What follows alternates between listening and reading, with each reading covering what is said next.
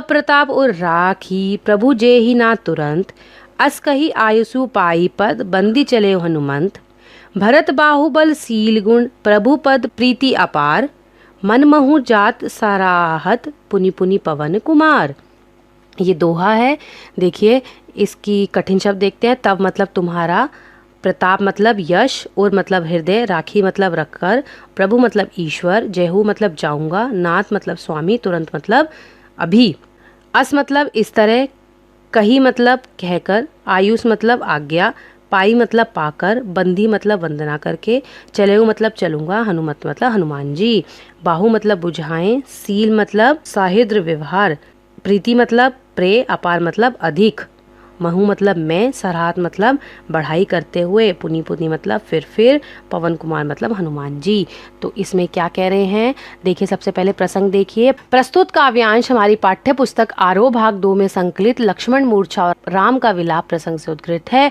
यह प्रसंग रामचरितमानस के लंका कांड से लिया गया है।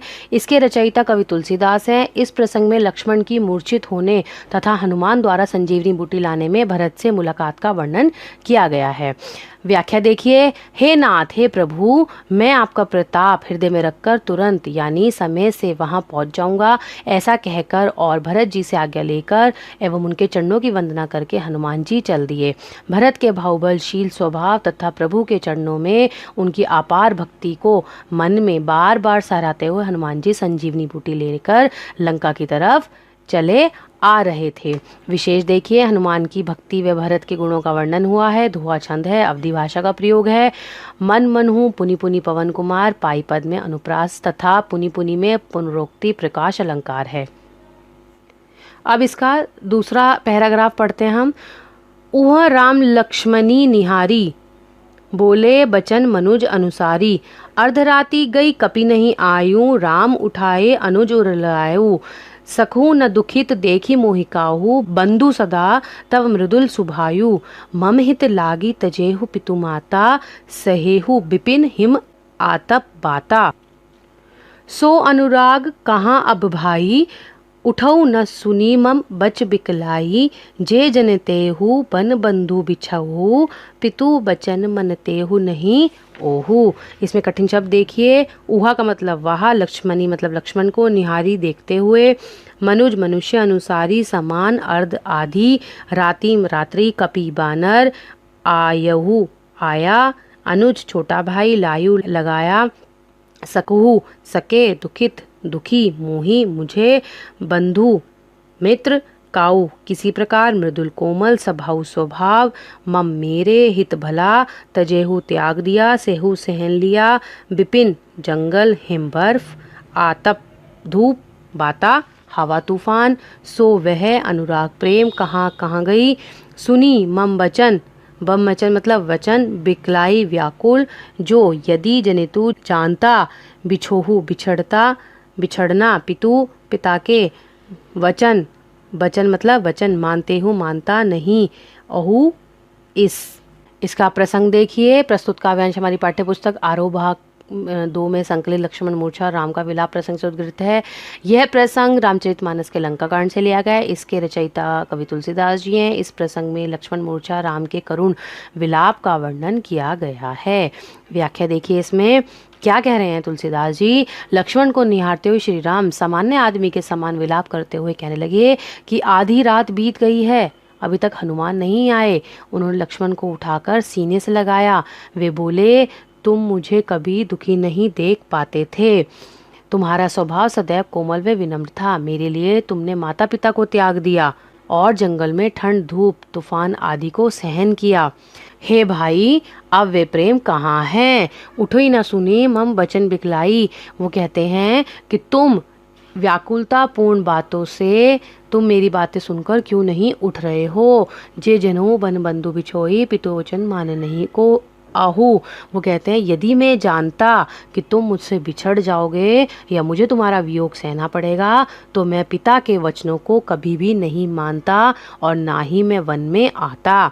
तो इस तरह से विलाप करते हुए प्रभु श्री राम ये कहते हैं। इसमें विशेष देखिए राम का मानवीय रूप एवं उनके विलाप का मार्मिक वर्णन है, दृश्य बिंब है, करुण रस की प्रधानता है, चौपाई छंद का कुशल निर्वाह है, अवधि भाषा है, निम्नलिखित में अनुप्रास अलंकार की छटा है, बोले वचन दुखी देखी बंधु बिछोहू बल बच बिकलाई में अनुप्रास अलंकार है।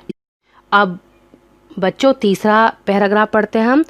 सुतबित नारी भवन परिवारा होही जाही जग बरही बारा अस बिचारी जिय जगहु ताता मिलाई न जगत सहोदर भ्राता जथा पंख बिगु खग अति दीना मनी बिनु फनी करीबर कर हीना असमम जीवन बंधु बिनु तो ही जो जड़ देव जीवाहु मुहि जेहू अवध कवन मुहु लाई नारी हेतु प्रिय भाई गवाई बरु उपजस सहतेहु जग माही नरी हानि विशेष क्षति नाही। ये अवधि भाषा लिखी हुई है बच्चों, थोड़ा ध्यान से सुनिए और समझिएगा आप लोग।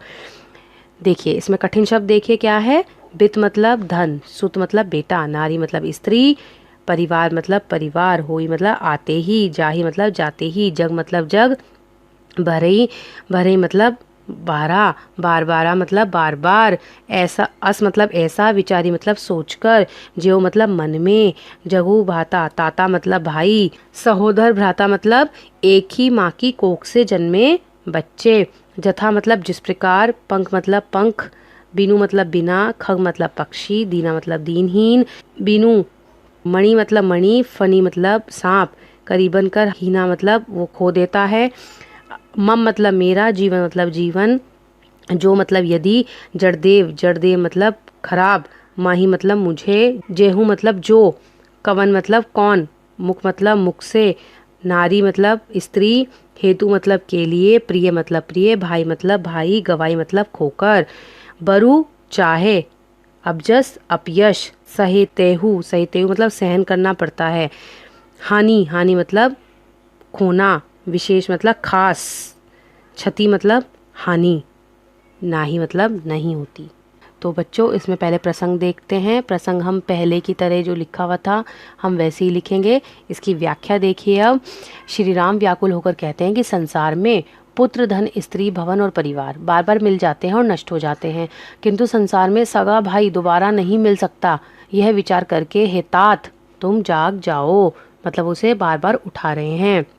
आगे कहते हैं कि जिस प्रकार से पंख के बिना पक्षी नहीं रह सकता, यानी पंख विहीन पक्षी जो है बेकार है, सांप जो है मणि के बिना नहीं रह सकता, और हाथी जो है सूंड के बिना दीनहीन हो जाता है, उसी प्रकार से मेरा जीवन तुम्हारे बिना व्यर्थ है।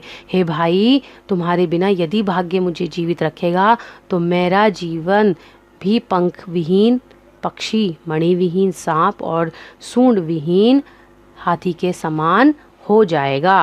राम चिंता करते हैं कि वे कौन से मुंह लेकर अयोध्या जाएंगे। लोग कहेंगे कि पत्नी के लिए प्रिय भाई को खो दिया। मैं पत्नी के खोने का अपयश सहन कर लेता, लेकिन तुम्हारे खोने का मैं दुख सहन नहीं कर पाऊंगा। नारी के खोने का अपयश सहन कर लिया जाता है क्योंकि नारी की हानि विशेष नहीं होती, परंतु मैं तुम्हें नहीं खो सकता। विशेष देखिए, राम का भातृ प्रेम प्रशंसनीय है, दृश्य बिंब है, जथा पंथ तोही में उदाहरण अलंकार है, चौपाई छंद का सुंदर प्रयोग है, अवधि भाषा है, करुण रस है, और जही जग भरी बारा बंधु बिनु करीबन करी में अनुप्रास अलंकार है। अब अगला हम पैराग्राफ पढ़ते हैं।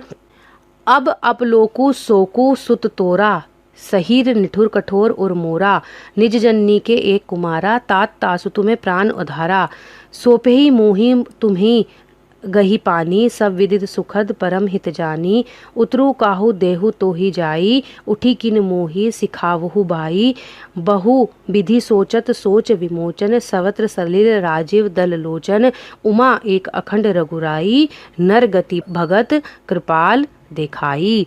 तो इसमें देखिए कठिन शब्द है हमारे पास। क्या कह रहे हैं? अपलोकु मतलब अपयश, सहरी मतलब सहन कर लेगा, निष्ठुर मतलब कठोर, जननी मतलब माँ, कुमारा मतलब पुत्र, तासु उसके, प्राण मतलब प्राणों का प्यारा, प्राण अधीरा मतलब प्राणों का अधीरा या प्राणों का प्यारा, सोपही मतलब सौंपा था, मोही मतलब मुझे, गाही मतलब पकड़कर, उतरु मतलब उत्तर, काही मतलब क्या, तोही मतलब उसे, किन मतलब क्या, मोही मतलब नहीं। सवत्र सलील मतलब होता है छूता है, जल सलील, सलील मतलब होता है जल कमल, गति मतलब दशा। तो इसमें प्रसंग हम जैसे पहले लिखा था वैसे ही लिख लेंगे। देखिए क्या कहते हैं, लक्ष्मण के होश में ना आने पर राम विलाप करते हुए कहते हैं कि मेरा निष्ठुर व कठोर हृदय अपयश और तुम्हारा शोक दोनों को सहन करेगा। हे तात, तुम अपनी माता के एक ही पुत्र हो तथा उसके प्राणों के आधार हो। उसने सब प्रकार से सुख देने वाले हो तथा परम हितकारी जानकर ही तुम्हें मुझे सौंपा था। अब उन्हें मैं क्या उत्तर दूंगा, तुम स्वयं उठकर मुझे कुछ बताओ। इस प्रकार राम ने अनेक प्रकार से विचार किया और उनके कमल रूपी सुंदर नेत्रों से आंसू बहने लगे। शिव जी कहते हैं कि हे उमा, श्री रामचंद्र जी आदित्य और अखंड हैं। भक्तों के पर कृपा करने वाले भगवान ने मनुष्य की दशा दिखाई है। इसका सोहठा देखिए, प्रभु प्रलाप सुनिकान विकल भय बानर निकर, आई गऊ हनुमान जिमि करुणामय भी रस। क्या कह रहे हैं, प्रभु का विलाप सुनकर वानरों के समूह व्याकुल हो गए। इतने में हनुमान जी आ गए। ऐसा लगा जैसे करुण रस में वीर रस ही प्रकट हो गया हो। इसमें विशेष देखिए, राम की व्याकुलता का सजीव वर्णन है, दृश्य बिंब है, अवधि भाषा का प्रयोग है, चौपाई व सोठा छंद है, करुण रस है, और तात तासुतु में बहुविधि सोचत सोच सविल क्षेत्र में प्रभु प्रताप में अनुप्रास अलंकार है, राजीव दल लोचन में रूपक अलंकार है। अब अगला पैराग्राफ हम देखते हैं। हर्षी राम भेटु हनुमाना, अति कृतज्ञ प्रभु परम सुजाना, तुरंत बैद तब कीनी उपाई, उठी बैठ लक्ष्मण हरिछाई, हृदय लाई प्रभु भेटी भ्राता, हर्ष्य सकल भ्राऊ कपि भ्राता, कपि पुनि वैद ताह पहुँचावे, जही विविध तबाही ताही आई आवा। इसका प्रसंग देखिए, प्रस्तुत काव्यांश हमारी पाठ्यपुस्तक आरोह भाग में संकलित लक्ष्मण मूर्छा राम का विलाप प्रसंग से उद्गृत है। यह प्रसंग रामचरितमानस के लंका कांड से लिया गया है। इसके कवि तुलसीदास जी हैं। इस प्रसंग में लक्ष्मण के स्वस्थ होकर उठने तथा सभी प्रकार की प्रसन्नता का वर्णन किया है।